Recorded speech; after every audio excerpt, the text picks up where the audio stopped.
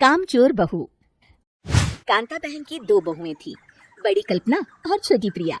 कल्पना का जैसा नाम वैसा ही काम। सारा दिन कल्पनाओं में रहती, ना कोई काम करती न कोई धाम।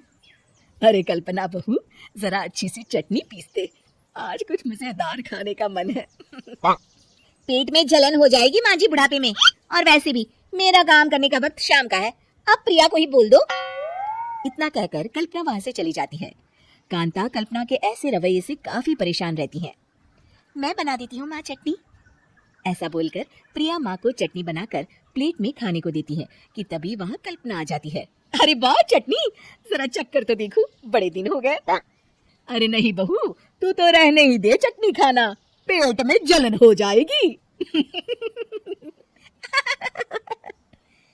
इतना कहकर कांता और प्रिया दोनों हंसने लगते हैं।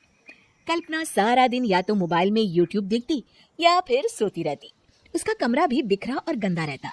एक दिन कल्पना का पति अशोक उससे कहता है, अरे कल्पना, जानवर भी उस जगह को साफ कर लेता है जहाँ वो बैठता है, तुम तो इंसान हो, कैसे इतने गंदे कमरे में रह लेती हो? देखो सारा सामान यहाँ वहाँ बिखरा पड़ा है। ज्यादा अपनी माँ का बोल ना बोलो। हाँ, कमरा तुम्हारा भी तो है, गंदा लग रहा है तो साफ कर लो। पता नहीं तुम्हारे साथ मैं कैसे जिंदगी बिताऊंगा। इतना कहकर अशोक वहां से चला जाता है। कल्पना बस खाना खाने कमरे से बाहर आती और फिर से कमरे में चली जाती। इससे कांता बहन काफी परेशान रहती। एक दिन प्रिया कांता से कहती है, माँ मैं सारा दिन काम करके थक जाती हूँ, आप कल्पना दीदी से कहिए ना कि सुबह और शाम का काम बांट ले, मैं तो अब सिर्फ एक वक्त का ही काम करूंगी। हाँ। अरे तो वो भी ना करना, एक बहू तो कामचोर थी ही, दूसरी भी आ गई काम ना करने के बहाने लेकर। तभी वहाँ प्रिया का पति रमेश आ जाता है। माँ मैं देख रहा हूँ भाभी कोई काम नहीं करती, प्रिया सारा दिन घर और रसोई का काम करती है, अब कुछ करो ना माँ। कांता मन में कुछ सोचती है और कल्पना के पास जाती है। कल्पना फोन पर मेकअप करना देख रही होती है। कल्पना, तुम सारा दिन बस मोबाइल देखती हो, घर का कोई काम भी कर लिया करो। प्रिया सारा दिन काम करके थक जाती है, आज से मैंने फैसला किया है, एक वक्त का काम तुम करोगी, सुबह का खाना तुम बनाओगी और रात का प्रिया। आप लोगों ने काम को हवा बना रखा है। अरे पता नहीं थोड़ा सा ज्यादा काम करने में आप लोग घबरा क्यों जाते हैं। और हाँ, बहुत ज्यादा प्रिया की तारीफ मत करिए मेरे सामने, बड़ी बहू तो मैं ही रहूंगी।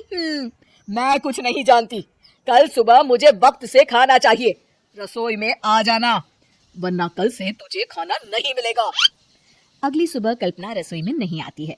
वो देर से सोकर उठती है और बाहर आकर कहती है, भूख लगी है, आज खाने में क्या है?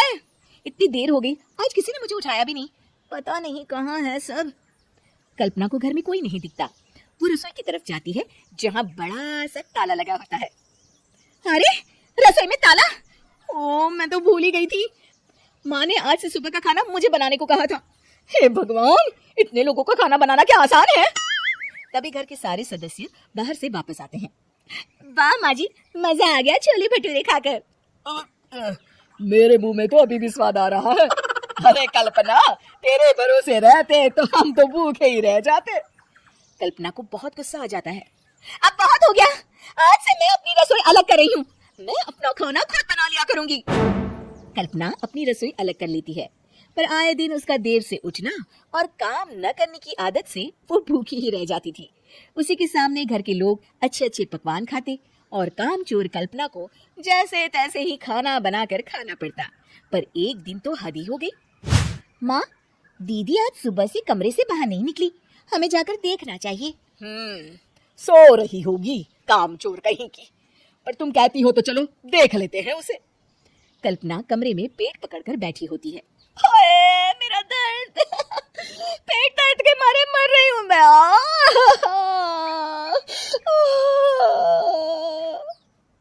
अरे दीदी क्या हुआ, पेट में दर्द क्यों हो रहा है, डॉक्टर को दिखाया आपने? माँ, कल्पना खड़ी होती है और माँ जी के पास आती है। मुझे माफ कर दीजिए, अब से मैं सारे काम में मदद करूंगी, कभी आलस और काम चोरी नहीं करूंगी। हाँ हाँ वो तो ठीक है, लेकिन अचानक क्या हो गया जो तू काम करने को तैयार हो गई, कामचोर कल्पना? माँ, लगातार बासी और उल्टा पुल्टा खाना खाने के कारण मेरे पेट में इन्फेक्शन हो गया है, काम ना करना पड़े इसलिए मैं 2 दिन का खाना एक दिन ही बना लेती थी। बासी और खराब खाना खाने के कारण लेने के देने पड़ गए। पेट में दर्द हो रहा है। चलो अच्छा हुआ, देर आए दुरुस्त आए।